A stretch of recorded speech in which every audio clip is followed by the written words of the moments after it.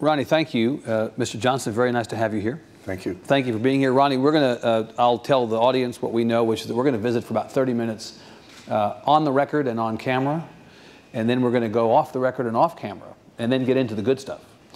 And spend about 15 minutes visiting on a variety of topics that might be better left off camera and off the record, and then spend about 15 minutes also off the record with all of you asking questions, joining in the conversation. So think up some good ones as I'm visiting with our guest. And Ronnie, I'll ask you to just give me a sense of when we're approaching 30 minutes.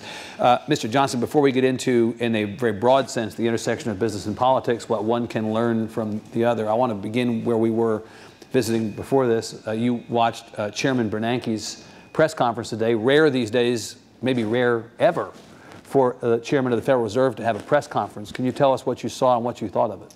Well, it was fascinating. It is actually the first time the chairman of the Federal Reserve has ever done a public news conference. He was on camera for an hour. Right. They said initially it would be 45 minutes, and I think you would have made a wager and I would have made a wager. If you're trying to look as open as possible, you go over rather than short. No hard No hard end. You keep right, answering questions as long as you can, as long as people want to ask them. It was a fascinating discussion of the economy and the economic outlook. The Federal Reserve has been doing things that widely considered to be controversial, by many not doing enough on unemployment, by others not being careful enough about inflation. The so-called QE2, the stimulus of buying additional treasuries, has been intended to be stimulative. It's not clear that it has been. He addressed all the different dimensions of the economic recovery, of the employment outlook. He gave their new forecast for the years ahead. And when it was all done, I was watching CNBC, and the 4 people they had on to do the evaluations of it all gave it straight A's on 4 measures. The Dow went up 105 points or something in the hour or two after the, I guess just a little over an hour Eastern time before the market closed. Right. So it seems to have been pro-momentum. It seems to have been a major step forward in terms of transparency for the Fed. And it seemed to be a major plus personally for Bernanke, who, as we could say, is not running for office. Right. But as chairman of the Fed, you are, in fact, like running for office almost every day, because public confidence is so vital to what you do. Not exactly a celebrity. Alan Greenspan is George Clooney compared to Mr. Bernanke as far as that goes, right? He's not really been a very public figure. Sure it's okay with Clooney to say that? It might be, actually. But you would grant that Mr. Bernanke has very, very little of the same public presence that Mr. Greenspan had for so many years. Oh, no question about that. Right. On the other hand, I find him dramatically easier to understand. I know Alan very well, Chairman Greenspan very well. I've been around Washington a long time. Right. And I find him fascinating, and I think he's being blamed for a number of things he shouldn't be blamed for. But generally a very high-quality chairman of the Fed. But to figure out how you chart his sentences and paragraphs is really tough. Well, and the reality is that charting the Fed's sentences and paragraphs institutionally for the average person is difficult as well. And I wonder if what we're seeing today is an evolution of thinking about what the intersection of the Fed and the public should be, or if this is a response to the negative press that the Fed has been getting. You know, we now are in a situation where Ron Paul's attacks on the Fed, which go back many, many years and were not taken seriously, are now actually being taken seriously, to the point that there's real concern about what legislative action will happen against the Fed. Maybe the Fed needs a PR effort, an active effort to regain some of its reputation out in the world. I don't think there's any question about that. It's important that there be confidence in the judgments of the Fed, not go unchallenged or without skepticism, but there has to be confidence. Bernanke, I think, is an excellent spokesperson. I mean, he speaks so clearly. And, you know, the first question was, you've said today that interest rates are going to stay very low, Fed funds rates from 0 to 0.25%, and you've said to use the Fed language for an extended period of time. Chairman Bernanke, what exactly do you mean by extended? To which he kind of didn't answer, and kind of answered. Well, but nevertheless, so he's officially a politician, right? He's also officially based, linked, tied to the data. Of course. And so if you say extended could be a year, it could be 2 years, and we don't know. Right. People take that specificity very seriously. They hold you to it if you absolutely, and give particularly the word answer. choice. Well, this is a good segue into this question of politics and governance and corporate governance and what we should make of the two together and separately. Because the Fed has not held itself to the same standards of transparency and outbound communication that some in politics hold themselves to. Certainly in elective office they don't. And in the corporate world, there's not as much of an eagerness to be as transparent and as outbound communicative as some in politics are. Let's start with that. When you look at the corporate world today and the political world today, where do you see opportunities for one to learn from the other, where good can come from learning from one or the other? What a great question. I'm giving a presentation tomorrow in corporate governance. And this is in Chancellor Cunningham's class. Exactly, in Chancellor Cunningham's class. And I'm going to start out with how things have changed in the last 10 years. And one of the things I was reviewing this afternoon as I was doing some preparation work is that if there is a single word that's probably been adjusted the most on corporate governance in the last 10 years, it's probably been transparency. Some of that comes from the Sarbanes-Oxley legislation. Right. Some of it comes from a broad corporate reform agenda that people are trying to change the way corporations are governed and the way boards of directors are chosen and how reports are made and who certifies the reports and what the access is to the proxy process and so on. A lot of change in the wind. On the other hand, if you look at all of the things that are going on, I would say that transparency has made a big leap forward in terms of corporate governance in the last decade. Is the last decade as a marker coincidental? I go back 10 years, I think, what happened 10 years ago? Oh, Enron happened 10 years ago. Yeah. How much of that is the driver for the change? It's hard to say with all these things. It certainly is a factor. Yeah. We're still talking about the post-Enron world 10 years later, aren't we? Absolutely. And of course, we've had a lot of other things to talk about in the meantime. And if you look at Sarbanes-Oxley being signed into law in August of 2002, Sarbanes-Oxley legislation was largely written in the immediate backwash of Enron. Right. And so there's a lot in that piece of legislation.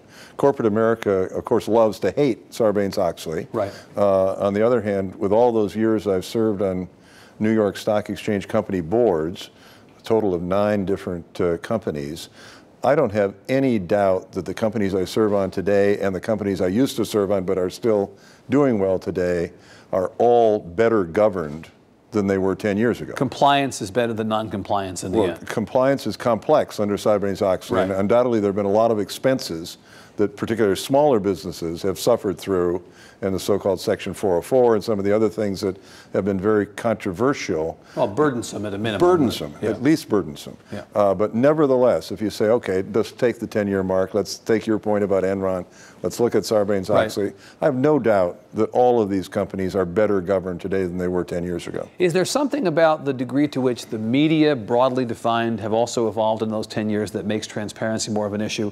There are more people paying more attention to more things at more of a granular level with more devices and across more platforms. And so probably the corporate world feels appropriately, correctly, under a microscope to a degree as never before. Well, the other thing is if you focus on the 2008 recession and the financial meltdown and all of the things that Treasury and the U.S. government did to respond, you know, there is also, with all these new media outlets and focuses and blogging and communication devices, there is also, as a result of that dynamic, an increased skepticism. Right. And that is, do we want to take this at face value? Is it something we can trust? What about dynamics of self-regulation? Of course, on the other side, is the government overdoing it? Is it too intrusive? Is that because of access to more information just feeds people's natural skepticism and suspicion? Is that what it is? No, I think it's the size of the crisis. So, if you go back to 2008 and you look at the size of the crisis, the implications for the taxpayers, you know, the exposure to $700 billion of bailout money and the stimulus, and I mean, if you look at all of the sort of major moving parts in U.S. economy and U.S. economic regulation, I think it was just at a scale that was unprecedented and impossible to ignore. Also, with unemployment going to 10%, you know, it doesn't have to just be related to the medium. It relates a lot, I think, to the severity of that crisis. Of course, you're on the board of one of those evil Wall Street firms that apparently have destroyed the world, you know. I don't actually call them evil. You don't? Well, I do think if they roll the tape back, you'll see that I called them evil, and I was actually parroting what they say. But the point is, you've seen this from the inside. You're not just making a learned observation, someone who's seen this stuff for so many years. You actually have seen as a board member the degree to which the world has changed over the last 10 years. Is it okay to plead guilty on camera? Or should you always... Well, it'd make news, I suspect. So, I mean, talk about that. Well, let me just lay the facts on the table then. I am the longest serving director at Goldman Sachs, and I'm chairman, if you promise not to laugh, of the Compensation Committee. So I did go through this, you know, up front through the whole process. From Labor Day to Thanksgiving in the fall of 2008, we had 22 board meetings. And that was when we moved from being an investment bank to a bank holding company. Right. All of our regulatory dynamics changed. We had $15 billion of Treasury money invested in the firm. We were eager to pay that back as soon as we could, and we did as soon as we were allowed to. Right. But yes, I was up front and close on the crisis. And as Ronnie said in her remarks earlier, I also served as a partner of Lehman Brothers. Right. So I've got double jeopardy. Sort of the 1-2 punch of the last cycle. And yet, having served in politics, you also understand the political forces at work, and that invariably you, not you personally, but you royally, institutionally, firms like Goldman Sachs and Lehman Brothers would be made a punching bag of by people in politics who are looking for someone or something to rail against. We have to blame somebody. That's America, right? And well, you guys end up being the ones to be blamed. Talk about a clean hands problem.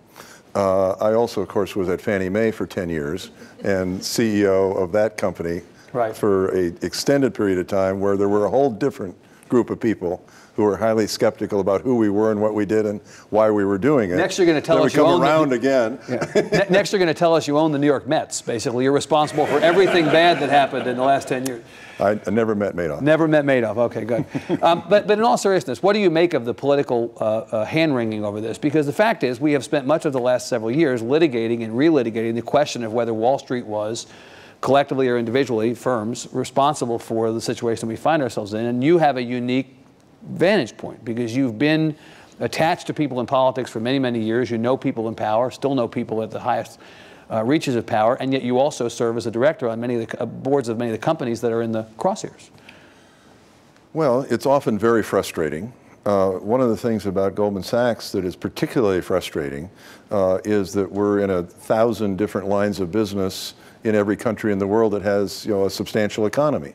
What we do in the capital markets is unbelievably complex. Yeah. We have a very broad range of investments, and there's an overwhelming tendency in politics to want to generalize in a way that makes you sound indictable across the board. Yep. And so there are very large numbers of things that we do that we think have enormous positive effect for the society, for the growth of the economy, access to venture capital, access to financing, lower costs of financing because of the capital markets efficiency. You know, there are a whole lot of dynamics which we have absolute no question we are making an enormous positive contribution. Yeah. You know, you then get into some of the dynamics of the mortgage market, which I know well from my other experience, and you look at what happened and how it happened and who's responsible and so on.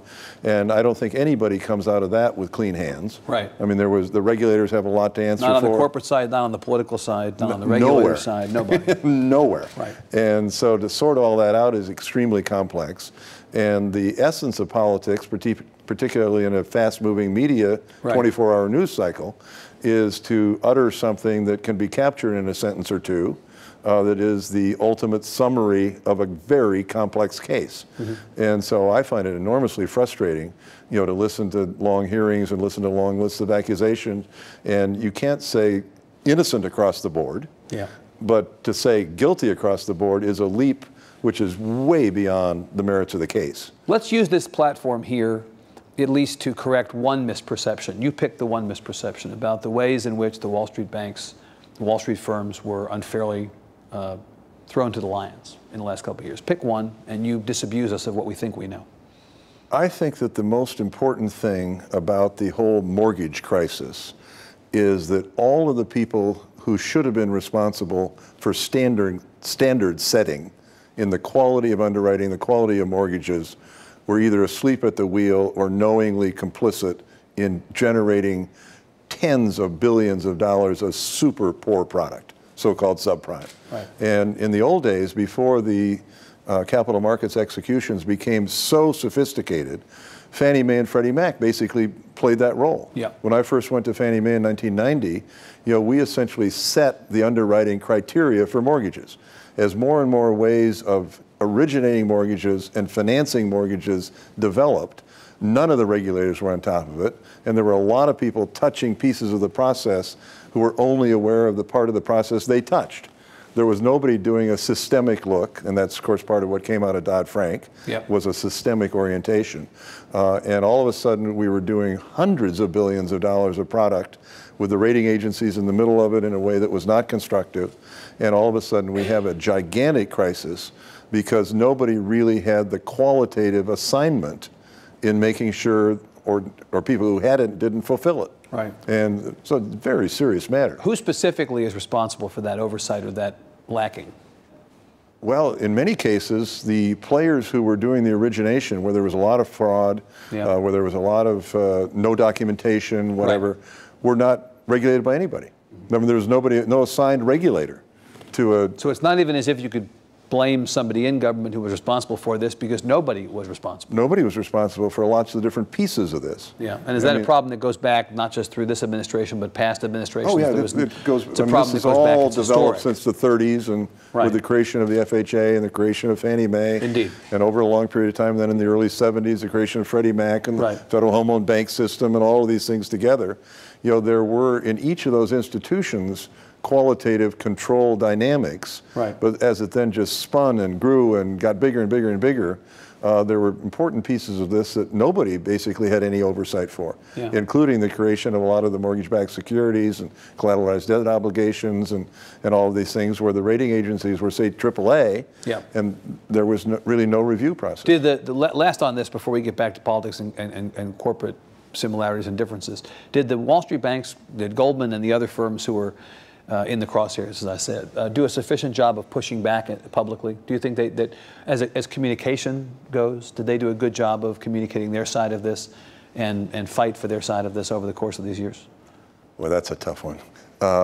Because I was just working on an issue this morning, which you'll see in the papers in the next few days, involving Goldman Sachs. You don't want to tell us? Oh, yes. I'd love to. It's totally confidential. I'd be pleased to disclose it here. Just among the 80 of us in here. Should I look into the camera? Look directly into the camera. So we'll read about this thing. We'll know at the time that it was the thing you were talking about. This happens every day for every company. Right. Where you've got something you're worried about, that somebody is looking into or somebody is criticizing you for, and you don't know whether to get out ahead of it, because if you do, you guarantee it's going to be a big story. Right. You don't know whether you can take a one-day bad story, because you don't know whether it's a one-day story or not before you get the one-day story. Right. And so you're constantly trying to calibrate whether or not you should stay silent or you should engage. And not every story can come out on Friday afternoon at 5 o'clock. Exactly. And particularly now with the 24-hour news cycle, Fridays aren't as good as they used to be. Not in the world that we're in, right. Well, let's come back to this question of politics and the corporate world. As you think about your life, 1 foot in one, 1 foot in the other, sometimes 2 feet in one and no feet in the other, which has been more fun for you? If you had to choose, would you prefer to be all corporate, no politics? Could you possibly imagine a time in which you're not 1 foot in one, 1 foot in the other? Another great question. I went back and forth from the time I used to teach at Princeton. Right. And I went into taking a full-time political job after that, working in the campaign of President Muskie. You probably don't remember his presidency. No, I don't. I remember his tears, but I don't remember his presidency. Then I worked for President McGovern right after that. Right. I remember his one state. I remember that. Right. Yeah. Don't forget the District of Columbia. Well, it's just not a state, actually. Right. So you have a good record for picking them, don't you? Actually. Right. Oh, absolutely. That's why I worked for so many. Right. Because they always lose. In any case. I went through my 20s as a combination of academic and full-time political. Right.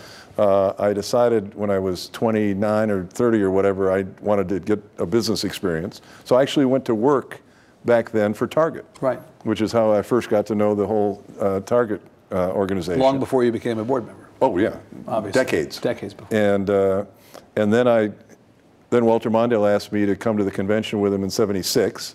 He was named to the ticket with Carter, and I then for 4.5 years. Did you know Mondale, by the way, through Minnesota? Is that what it was? Through the Target relationship, that then became a Mondale? Well, we don't need to make this overly personal, but he was an intern in my father's office when he was Speaker of the House of the Minnesota Legislature back in the 50s. Well, make it that personal. That's that's something I didn't know. Just learned something there. It goes back that far. I've known him for a long time. Yeah. And for the 4.5 years, I was generally sitting about as cllose to him as I am to you now. Right now. And so I did full-time government and politics then for that period. Right. And I hope do we have time for a story that's more than a few sentences? Bruce Dayton, who was then CEO of Dayton Hudson, which owned Target, and which is the equivalent of the modern Target. Kin clearly to the governor of Minnesota, current governor Mark Dayton. Father of Mark Dayton, Father of the current governor of Minnesota. And so Bruce Dayton called me after we lost the 1980 election to Ronald Reagan. And he said, what are your plans? And I said, well, Mr. Mondale has asked me if I'll stay with him, stay close, figure out how we do that exactly, but stay close and be in charge of his presidential run for 1984. Knowing surely that he would run 4 years hence. And so Mr. Dayton said to me, what are the chances that if Vice President Mondale runs, he wasn't very political, he said, what are the chances that he'll get the nomination? And I said, oh, maybe 1 in 3. Kennedy was still in it at that time. It was very, it wasn't a clear choice. I said, maybe 1 in 3. Gary Hart not on your radar screen yet. Not yet. John Glenn, bigger than he turned out to be. Yeah. And then he said, well, if Mondale gets the nomination, what are the chances he'll be elected against Ronald Reagan?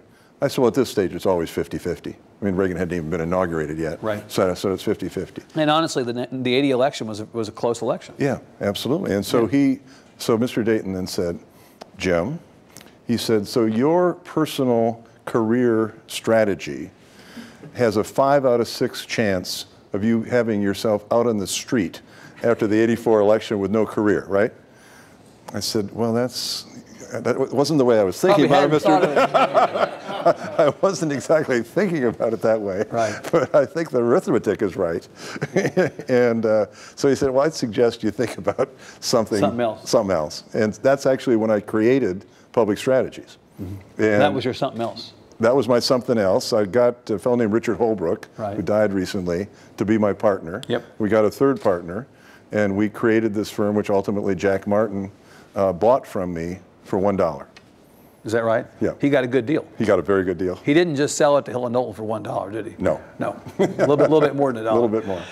So the politics part was fun. It wasn't that you left it, or it left you. You enjoyed it. It just happened that you gravitated naturally out of politics and into the corporate world as more of your full-time. Absolutely, but I love the business side, the business calculation of what the strategy is and where the profits are, and how you fulfill social responsibility as well as your profit obligations and obligations to your shareholders. So some of the public service stuff that you enjoyed helping to orchestrate and execute on in politics has come over with you to the corporate world. Absolutely. And become a big focus of what you did. And Fannie Mae was the ultimate hybrid, which was why so many people hated it. Right. Lots of people wanted to have housing only, forget about profits and shareholders, and other people wanted no distortions in the private markets and no special advantages, don't like the mortgage interest deduction. Yeah. So we were right in the middle of navigating through what is a combination, a truly unique combination, and now obviously not successful combination as it went through the 2008 crisis. Right. But when I was there in the 90s, we had a capacity to have enormous shareholder value, enormous growth in shareholder value. When I came, the market cap of Fannie Mae was $8 billion. When I left, it was $80 billion. And at the same time, we financed 17 million homes while I was chairman. Yeah. And we did it in a way with almost no defaults. Now, we had a good economic environment, but almost no defaults, and a very good overall performance in terms of new immigrants and minorities and people below the median income. And I mean, we were really extending the value of home ownership broadly and responsibly. Mm-hmm. People now argue, well, you can't really go there responsibly. Yeah. Stay only with the 30% down and really safe, and people who've saved up, tens of thousands of dollars. It is possible to extend home ownership to people who can afford it in a way that they can sustain it. And yet the perception, Mr. Johnson, of Fannie Mae is much like the perception of Goldman Sachs. Your view of it is as misunderstood and misperceived, and it's become a punching bag, as you well know, Fannie Mae has over the last couple of years. Yeah, and that's why I say virtually not a word. Yeah. The main thing I say about Fannie Mae is when I left 12 years ago, it was a dream. Yep.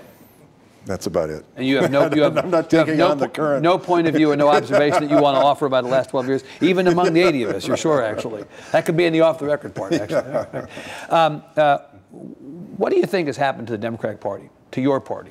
You left working for Mr. Mondale as his executive assistant in January of '81, so we're now 30 years out. You have witnessed the ebb and flow of the Democratic Party. You witnessed the Reagan era and the first Bush presidency. You then watched President Clinton, on behalf of the Democrats, regain the White House. You then saw President Bush snatch defeat victory from the jaws of defeat with Vice President Gore. I guess some people would even challenge that, right? Yeah, this whole selected, not elected thing continues not to go away. Then we now have the return of the Democratic Party to the White House under President Obama, but it's been in the minds of not just a lot of Republicans, but a lot of Democrats, a mixed bag these last couple of years. So what do you make of the evolution of of politics over these 30 years, with a particular eye to your Democratic Party?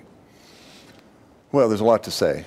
I was an early supporter of Barack Obama, and I think the formulation of what needed to be changed and modernized about our perspective of what America could do and where we could go was spectacular as he went through 2008 and through that campaign period. The pitch was a good pitch. The pitch was a fabulous pitch. Right. And I think it engaged lots of people, lots of independents, lots of Republicans, lots of people who were not previously voting, in a way that illustrated that there are avenues to connecting with the American people, which are very powerful.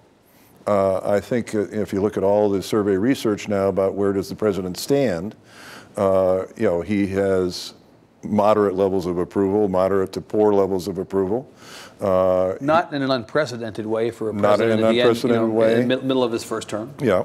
On the other hand, I think stunningly challenging issues. I mean, if you look at the combination of all that's going on in the Middle East. 3 wars now. Right? 3 wars. If you look at the 2008 recession and financial crisis, if you look at the monumental effort to get the health care legislation and the controversy that generated, and the ability of the Republican Party in many cases to fix the perceptions around what that health care plan was and what its weaknesses were early on through that debate, it's been an extremely challenging time. Now, the way I like to think about it, because I'm a Democrat, is that I think the chances of Barack Obama being reelected are about 3 out of 4. Now, you can say, is that purely because of the strength and insight and skill of the Democratic Party? Or could you say that maybe there's something to do with who the Republicans might be? I'd choose the latter as the way of explaining the 75%. Right. But I think President Obama has been very skillful in many respects, and I think as he comes now to present his case for reelection, I think he's going to do very well. I think he's going to win. So the party has evolved, and one of the things that's crystal clear is that the old base of the Democratic Party is not a majority base. Yeah. And so therefore it has to be expanded in a variety of different ways. In the last election, the entire margin that went to Barack Obama was 18 to 29-year-olds, first-time voters, and minorities. That produced a 7-point victory. But that was a stunning level of turnout among people who were not traditionally in the calculation. Yeah. And so if you look at maybe not being able to get as much turnout there, if you look at skepticism now among independents, skepticism among independents is pretty high.